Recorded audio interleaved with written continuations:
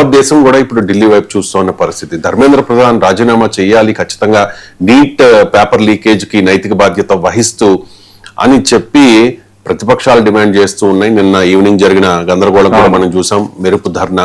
So మొత్తం మీద చాలా హైటెన్షన్ వాతావరణం నెలకొంది. సో ఏం జరుగుతోంది ఢిల్లీలో? ఢిల్లీ రీసెంట్ అప్డేట్స్ ఏంటి?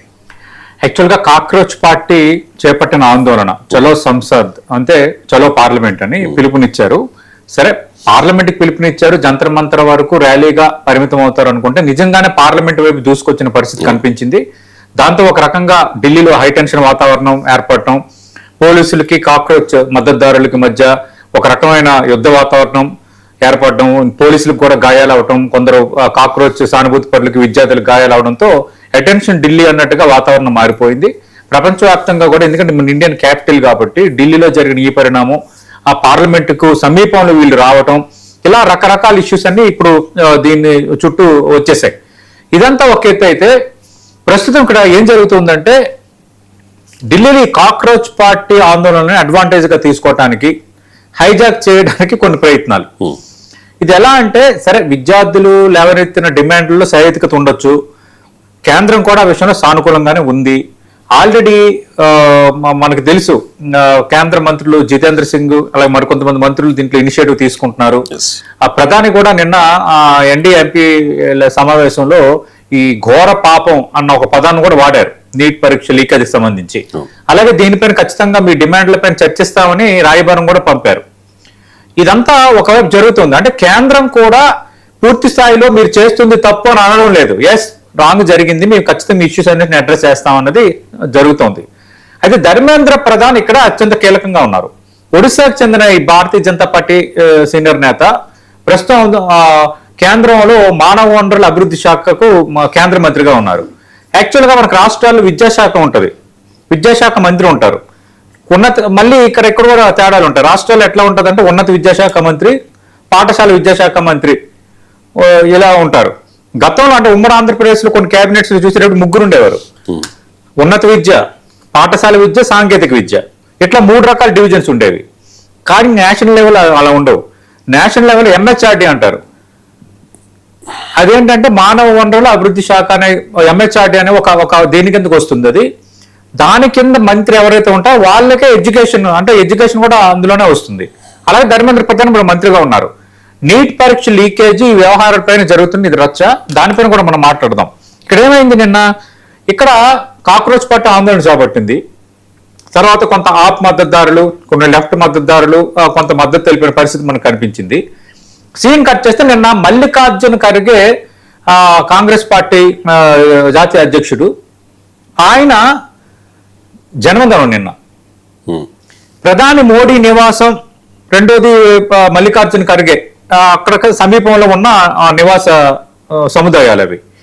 ఈ నేపథ్యంలో ఏం చేశారు, కాంగ్రెస్ పార్టీ నేతలు బయలుదేరి ఏం చేశారంటే పోలీసులకి మా పార్టీ అగ్రనేత మల్లికార్జున ఖర్గే జన్మదిన సందర్భంగా మేము అందరం శుభాకాంక్షలు తెలియజేయడానికి వెళ్తున్నామని చెప్పారు. పోలీసులు కూడా అలాగే అనుకున్నారు, అనుమతి ఇచ్చారు. వెళ్తూ సడన్ గా ప్రధాన నివాసం ముందు కూర్చుని పోయారు. అంటే ఒక రకంగా మిస్లీడ్ చేసి మల్లికార్జున ఖర్గే జన్మదినాన్ని వాడుకొని అటు ప్రధాన నివాసం వైపు మళ్ళీ అక్కడ ఒక ఆందోళన చేపట్టారు. అంటే ఏంటంటే ఇప్పుడు కాంగ్రెస్ చేతుల్లోకి వచ్చేసింది, హైజాక్ అయినట్టుగా, కాంగ్రెస్ హైజాక్ చేసినట్టుగా వచ్చేసింది. ఇక్కడ రాజకీయాలు ఎలా కనిపిస్తున్నాయంటే, మరి ఇప్పుడు డిమాండ్ సహేతుకమైందే, కానీ కాక్రోచ్ మద్దతుదారులు, స్టూడెంట్లు వ్యవహరించిన తీరు కొన్ని పోలీసుల పట్ల ఒక యాంగిల్లో బాగోలేదు, అలాగే విద్యార్థుల పట్ల పోలీసులు వ్యవహరించిన తీరు ఒక యాంగిల్లో బాగోలేదు. కానీ ఇక్కడ ఆమ్ ఆద్మీ పార్టీ నిన్న కాంగ్రెస్ పార్టీపై విమర్శలు చేసింది.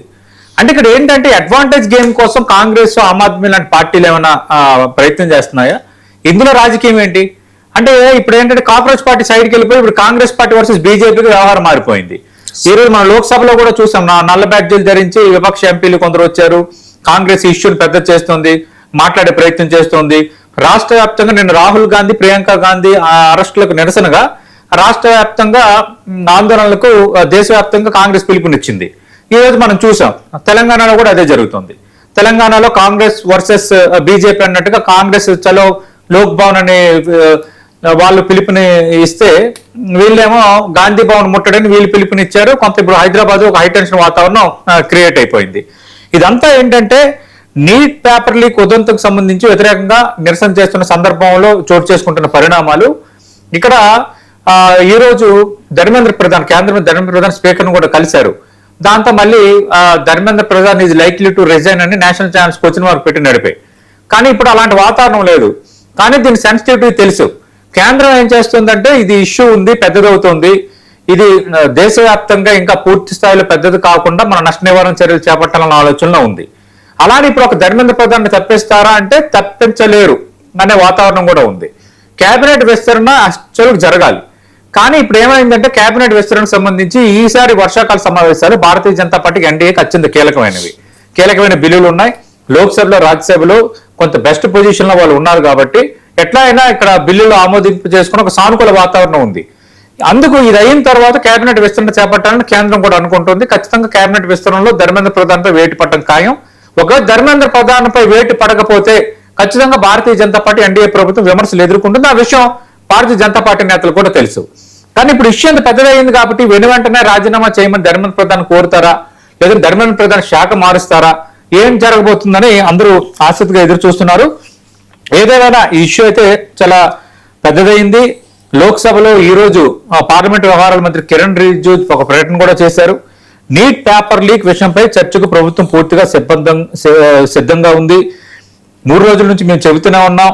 చర్చలు నిబంధనల ప్రకారమే జరగాలని మొదటి రోజు నుంచి చెప్తున్నాం. చర్చ ఎప్పుడు జరగాలి, ఎంతసేపు జరగాలి, ఏ నిబంధనల ప్రకారం జరగాలన్న దానిపైన పార్టీ ఫ్లోర్ లీడర్లతో మాట్లాడిన తర్వాత నిర్ణయం తీసుకుంటామని చెప్తున్నారు. అంటే ఏంటంటే లోక్సభలో చర్చకు మేము సిద్ధంగా ఉన్నాము, నీట్ పేపర్ లీకేజ్ అలాగే మా పరీక్షల నిర్వహణ పైన కేంద్రం చెప్తోంది. మరి ఈ ఇష్యూ ఎక్కడి వరకు వెళ్ళబోతుంది అనేది ఇంట్రెస్టింగే. కేవలం జూలై 20 నాటి ప్రదర్శన కేవలం ఒక టీజర్ మాత్రమే. ఇంకా భారీ ర్యాలీలు, భారీ ఆందోళనలు ఉండబోతున్నాయని కాంగ్రెస్ పార్టీ కూడా ఇక్కడ చెబుతోంది. ఇక్కడ ఇష్యూ ఏంటంటే ఇప్పుడు ఈ సీజేపీ నిరసనకు సంబంధించి మొత్తం 10 ఎఫ్ఐఆర్లు అయ్యాయి. నిరసనకారులకు మంచినీళ్ళు, ఆహారాన్ని అందిస్తున్నారు. సీజేపీ నిరసనకు ఒకవైపు మద్దతు పెరుగుతోంది అన్న చర్చ కూడా ఢిల్లీలో సాగుతోంది. ఇది తిరిగి ఏమైందంటే సీజేపీ సుప్రీంకోర్టుకు కూడా వెళ్ళింది. సుప్రీంకోర్టుకు వెళ్తే సుప్రీంకోర్టు దీన్ని అత్యంత ఆవశ్యంగా విచారించాల్సిన అవసరం లేదుంది, వీడియోలు ఉన్నాయని వీళ్ళు చెప్పినా మాకు సమయం లేదు వీడియోలు చూడడానికి అంటూ వాళ్ళు ఒక వ్యాఖ్య చేశారు. అంటే నేనేమంటున్నానంటే ఈ ఆందోళనని మొత్తం ఇష్యూని కలగాపులగం చేయొద్దు. మీరు ప్రజాస్వామ్యయుతంగా ప్రశ్నించడం తప్పులేదు, విపక్షాలు ప్రశ్నించడం తప్పులేదు, నీటిపై చర్చిస్తామని కేంద్రం కూడా ఒప్పుకుంది, కేంద్రం కూడా చెప్తోంది. కానీ మొన్న జరిగిన ఆందోళన నేపథ్యంలో చోటు చేసుకుంటే హింసాత్మక ఘటనలు, పార్లమెంట్ ముట్టడి వైపు వీళ్ళు వెళ్ళటం, ఈ ఇష్యూ అనేది ఒక పెద్ద ఇష్యూ అయిపోయింది. దీనికి ముడిపెట్టడం కరెక్ట్ కాదు.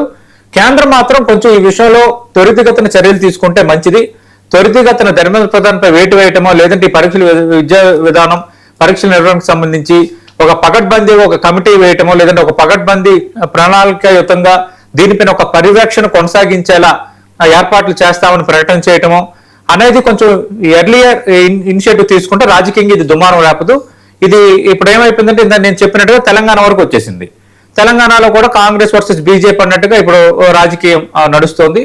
ఈరోజు ఇందాక చెప్పినట్టుగా గాంధీ భవన్ ముట్టడికి బీజేపీ, లోక్ భవన్ ముట్టడికి కాంగ్రెస్ సిద్ధమైన నేపథ్యంలో ఇక్కడ వాతావరణాన్ని అయితే వీళ్ళు కూడా వేడెక్కిస్తున్నారు. అందుకు ఇదేంటంటే ఢిల్లీలో మొదలైన ఈ ఇష్యూ, ఢిల్లీలో మొదలైన ఈ సెగ ఇప్పుడు రాష్ట్రాలకు పాకుతోంది, రాష్ట్రాల్లో రచ్చకు దారి తీస్తుంది. మనకి లైవ్ ఎగ్జాంపుల్ ఈరోజు ఇక్కడ తెలంగాణ, హైదరాబాద్ లో, అలాగే వివిధ జిల్లాల్లో, అలాగే విజయవాడలో, ఆంధ్రప్రదేశ్ లో విజయవాడలో కొన్ని ప్రధాన పట్టణాల్లో ఈ కాంగ్రెస్ పార్టీ నిరసనలు, పోటీగా బీజేపీ నిరసనలు జరుగుతున్నాయి. ఇది ఒక అంశం. కానీ లార్జర్ సెన్స్ లో మనం ఒకటి చెప్పాలండి, ఈ ఆందోళనలు, ఈ కొందరు హైజాక్ చేసే ప్రయత్నాలు ఇవన్నీ పక్కన పెట్టేద్దాం. లార్జర్ సెన్స్ లో స్టూడెంట్స్ ని దృష్టిలో పెట్టుకుని మాత్రం కేంద్ర ప్రభుత్వం ఖచ్చితంగా ఈ నీట్ లీకేజ్ వ్యవహారం, అలాగే సిబిఎస్ఈ వ్యవహారం, వీటన్నిటికి సంబంధించి చాలా గందరగోళం ఏర్పడింది. చాలా రకాల ప్రశ్నలు తలెత్తుతున్నాయి. కాబట్టి ఇక్కడ నుంచి ఇవి రిపీట్ కాకుండా ఉండడానికి మాత్రం ఖచ్చితంగా ఇనిషియేటివ్ తీసుకోవాలి.